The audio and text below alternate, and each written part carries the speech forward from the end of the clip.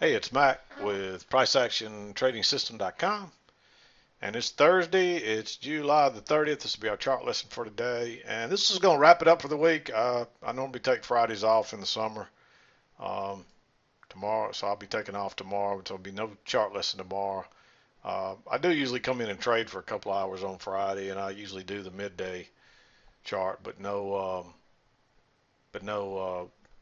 chart lesson on YouTube at the end of the day. So today was just a range day, or at least it has been so far. It looks like we've finally broken a little bit higher. We really hadn't gone but a tick higher than the um, overnight high here. So, but for the most part, this was a range day. We moved down, found support, and then moved back up, found resistance, and we've got a little failed break higher at the moment, or at least is attempting to fail on a break higher. So it's 220. So there's still a little less than an hour, probably almost an hour left in the trading day. So we could continue to go higher, but we did get a break here at a new high, and then we had a move down. We had a break and attempted a new low. We couldn't get it. But look, we tried one, two, three times. I want to talk about that because another trader asked me about this right here. We had a break of this one, and he went long on this, what looks like a nice bullish reversal bar, but notice we didn't have a new low yet. And his question is, well, how do you know? Well, you don't know, but you at least need a trap, and there's no trap here, so you don't really want to go long there. And if you did go long there when it reversed, you instantly got to exit that thing. So, but notice what happened here. You had your new low, and it tried to go. You really had a double bottom, then it tried to go lower once, twice, and then you got your trap. So if you were still trading, you could actually go long there, and I don't have that one circled, but there's a long there. So that's the difference, and you got to recognize that. Just because you had a second entry long here, you had a break, but you had no retest. You had a retest attempt, but no new low yet. And look what happens once you got the new low. It rocketed up and went higher. So just keep that in mind. So there's more to it than just a retest attempt. You got to generally you're going to get a new low, and a lot of times you're going to get a couple of legs up, or a new low or a new high, and sometimes you're going to get a couple legs. Just like right here, we didn't get a new low, but this was a range day, and we found support on the low side, and prices went higher. But if you followed the shorter term stuff, it all played out perfectly. And it'll do that on range days for the most part. So here's another good example. Notice we got a little trend working up. We got a break, attempted a new high. Why didn't it get a new high here, and why was it okay to go short here? Because the reason we didn't get a new high was because of the trend line on the bigger pattern that took precedence, and you got to turn down right off of it to confirm this trend line. So that's a great short setup.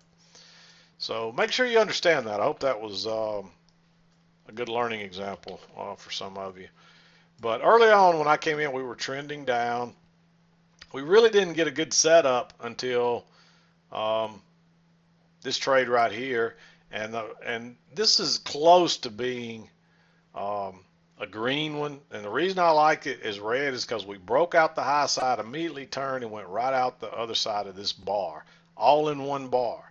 So when we broke lower there, you could either have a stop, or what I like to do is put a limit order, maybe right at the low, maybe a tick back into it, to see if I can get a little better entry. And you could have gotten a tick entry, a tick back into this thing, and then it drops on down.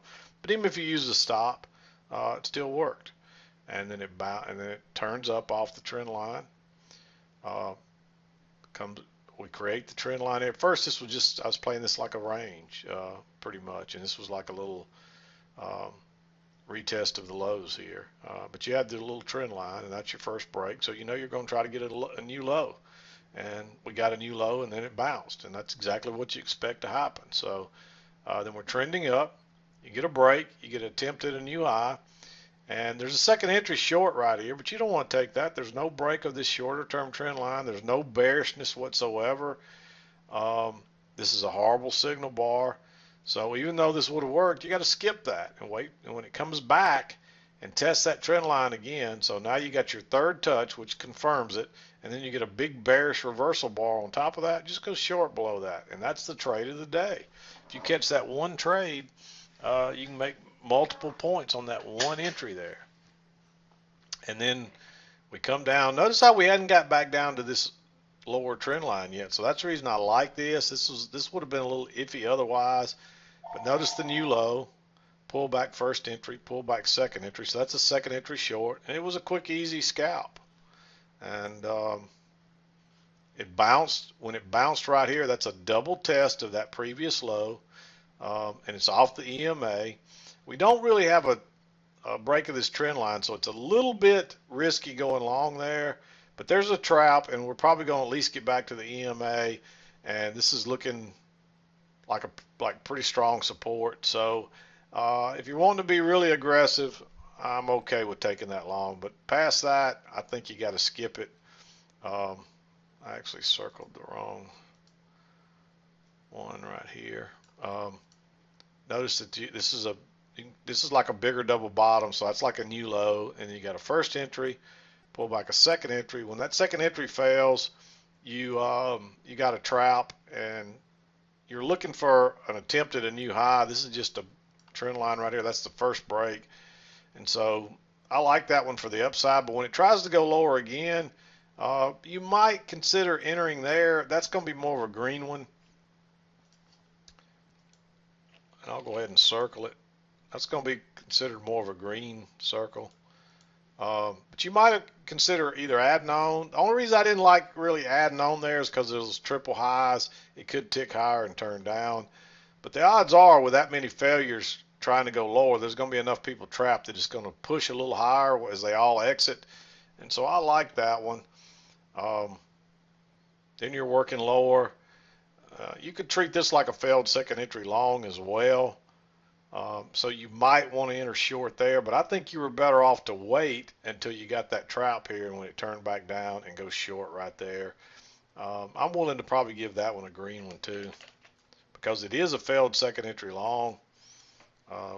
Notice this new high, pull back first entry, pull back second entry. So there's probably some people that get trapped, but I guarantee you a ton of people got trapped right there, and you can see how it pushed down real quickly, and that's because you had all these trap longs, and they got to run out. They got to exit. They realize they made a mistake, and so they start exiting, and that pushes it down real quick. And then we bounced right here. We made this double bottom, and you got a little trap. This one is tempting to go long, and if you were being really aggressive, I probably should give that one a green. So there's a lot of green circle ones today that I probably should have already had them circled, but the more I think about them, and another thing to notice right here is notice there's your first leg, and so you're looking for a measured leg, and that's down here, and we had that, and then you definitely don't want to go short there. So when it reversed, it's tempting to go long. There's a lot of overlap there, though. It's not a perfect signal bar, even though it has a little red. It closed all the way up in the very upper part of a huge bar. You might want to use a limit order there too if you enter right there. But there's enough reasons to circle that one green. But when we pulled back here and went lower and then turned up, I liked going long right there. It's a little bit close to this other resistance, but this is a classic reversal that goes right through the EMA, pulls back.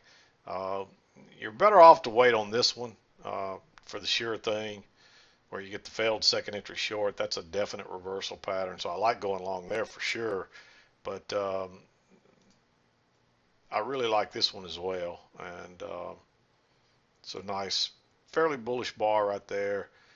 Just go long right above that, and because we're probably headed to, we're probably going to test this one, and then we're probably headed to here, and that's what you're expecting on a reversal like that. And there's probably a bigger pattern on this one too that I don't have drawn, and that would give you another reason to consider entering here. Maybe it may be more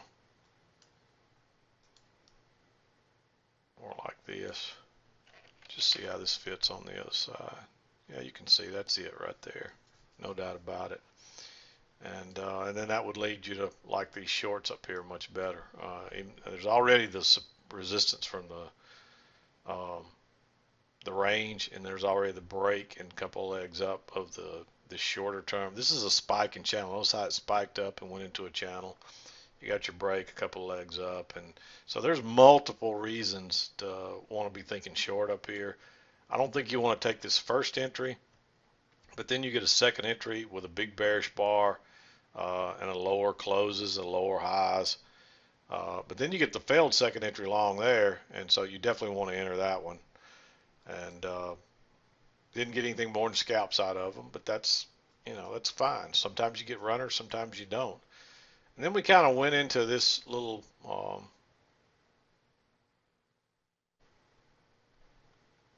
just watching prices making my chart jump up and down there.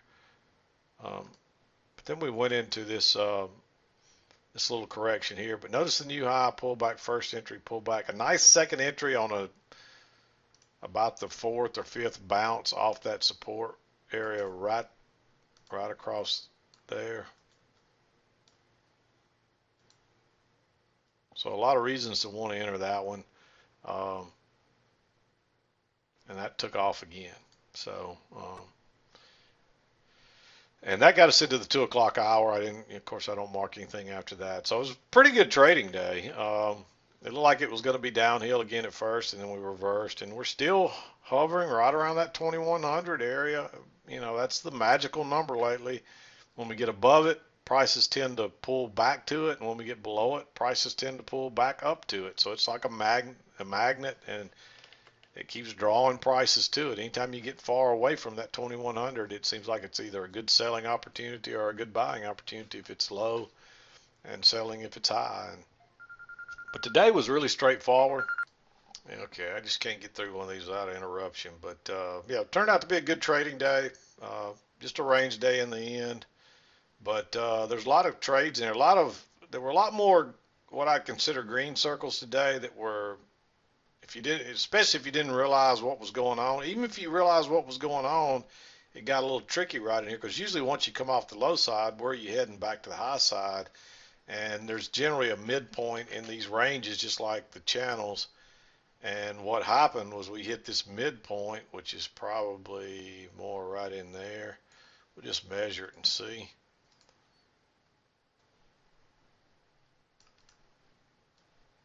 And you can see that's pretty much it right there. Perfect midpoint. And once we hit that, it turned back down here before it went higher. So we still got resistance off of that. So always look for your midpoints. It really helps. So other than that, it was not very tricky. And of course, this was a spike and channel here. And there's probably a midpoint on this one as well. Not any probably to it. There is a midpoint, but let's just go ahead and put it on there. And it helps when you have all this stuff on here. So, but anyway, that's what I saw today. Good many trades. It was short early on, and then it was long pretty much the rest of the day. So probably about 50-50, I would say. There's some shorts later in the afternoon here. But you got to see this bigger picture as a range to be able to buy low and sell high here, especially because we're trending up. But a few pretty good trades. This was the trade of the day, really, right here. And if you caught that one trade, you may not have needed anything else. So before I sign off today, I thought I would share something with you for those of you that are still working, trying to get there. This story will sound familiar. I've heard it a million times, but I love getting these kind of emails. This is the reason I continue to do this. Emails like this, every time I think, I've had enough of this, I'm ready to put it aside, and out of the blue, I'll get an email that reads just like this one, very similar story. And this is why I do this. So I'm going to read this email to you. I'm not going to give you his name. I didn't even ask him for permission, so I won't give you his name. But here's what the email says. It says, "Hi, Mac. It's so-and-so here. I bought your manual around September 2012, and I've been working at it daily, all day ever since. I tried to trade live off and on all along and didn't do anything but lose money. My bad. However, I maintained following your every night recap, which is this chart lesson that I put up here every night on YouTube during the regular week." And he goes on to say, "And I think I've burned through to the live side.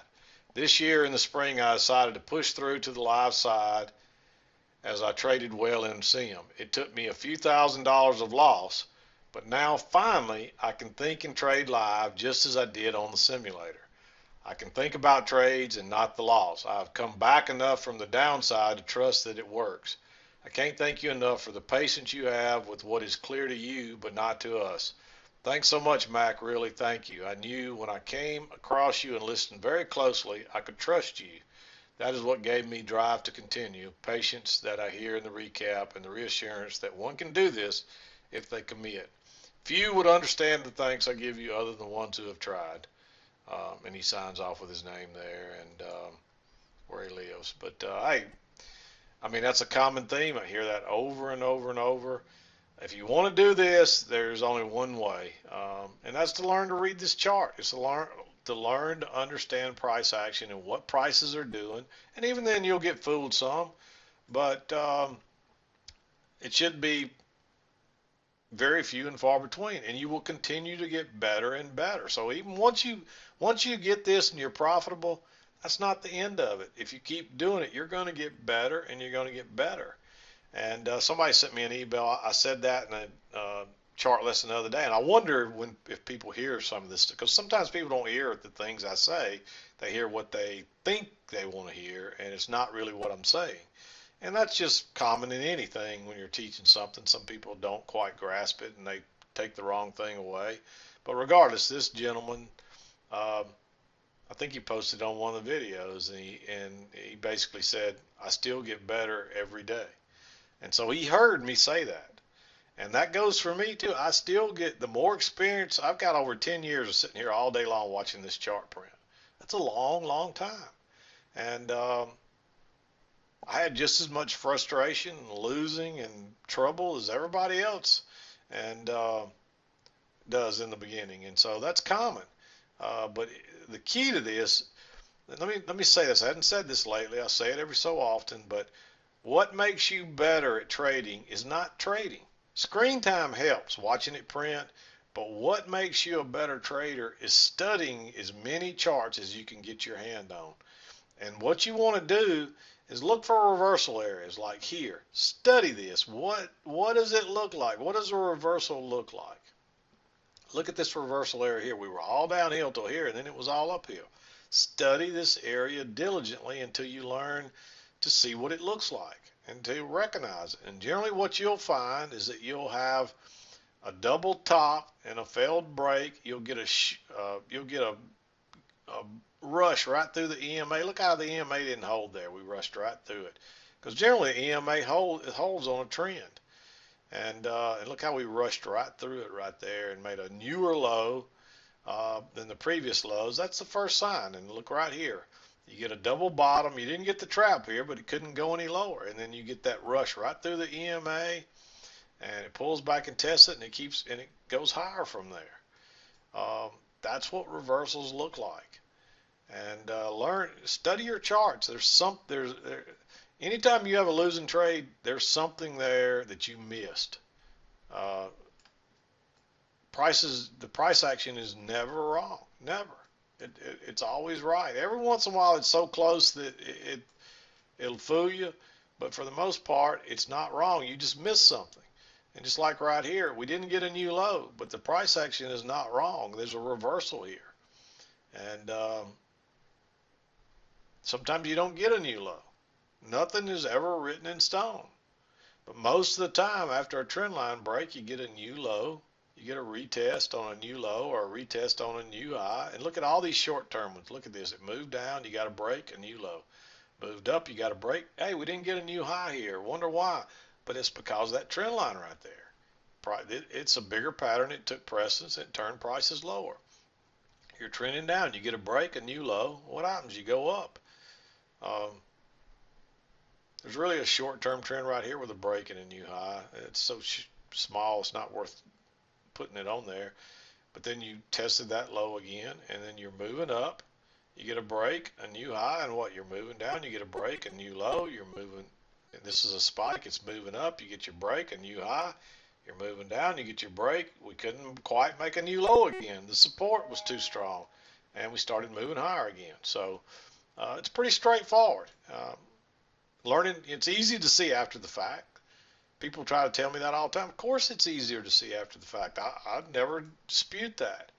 But if you study it and learn to see it after the fact, eventually you will start to slowly learn to start seeing it in real time. And it doesn't happen overnight. It'll come a little bit at a time, but the more you do it, the more you study, the better you will get. But that, back to what I was originally saying, is that the way you get better at this is to study your charts. And I've got another email here I'm going to read, and then I'm going to wrap it up. Um,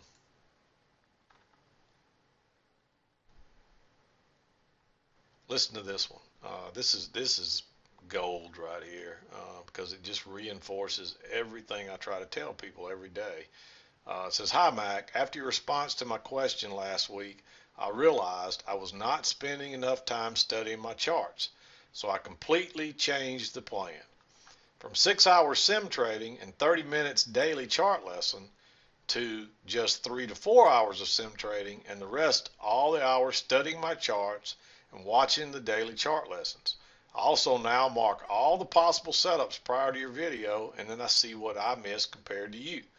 So that's a great trading plan. That's a great idea. But he goes on to say, "And I cannot tell you how much benefit I've had with this change strategy within the last 2 to 3 days." Listen, I mean, we're just talking about 2 or 3 days that he's changed his strategy. He already sees the difference. He already agrees with me now. "I've had more light bulb moments in the last few days than I have in all of the last several weeks. It's also given me much more confidence to stay in the trades that I believe in rather than quickly reversing or canceling or closing before the scalp. I've also switched to scalp only as I realized runners were giving me a biased view, sometimes too positive, sometimes too negative. But my percent scalp wins has given me a much more solid view of my basic understanding. And here's my results today. 6 clean scalps in 3 hours. Really happy with the progress. Thanks again." And he signs off with his name there. I mean, there it is in a nutshell. And I try to tell people that, and people, all they want to do, they're too eager. All they want to do is get on here and trade live, and then they think they're there. They get on there and trade live, and they come crawling back with their tail between their legs a few days later saying, "Well, I thought I was ready and I'm not." And just, I mean, at some point you got to go live, and you're probably still going to struggle because there's a difference. I mean, the key is if you can do it, if you can actually make money every day on the simulator, then once you get your mind wrapped around what you're doing, and you can do that, you can make yourself do that same thing trading live, then you can make it. You know that it's within your grasp. Doesn't mean it's going to happen tomorrow, but you're at least on the right track. But if you can't even do it on the simulator, you sure can't do it live. And if you're getting on the simulator and you're breaking the rules and you're doubling down and doing all the crazy things that people do and to pull out of a hole, that's not going to work when you go live. So don't fool yourself. Make sure you're doing it right in sim and having success so that when you go live, you can do the same thing. So anyway, that's enough about that. Just some stuff I thought that was worth sharing. And I'm adding this at the end of the chart lesson today. So I'm going to sign out. This is Mac with PriceActionTradingSystem.com. And we'll be back again to do it Monday.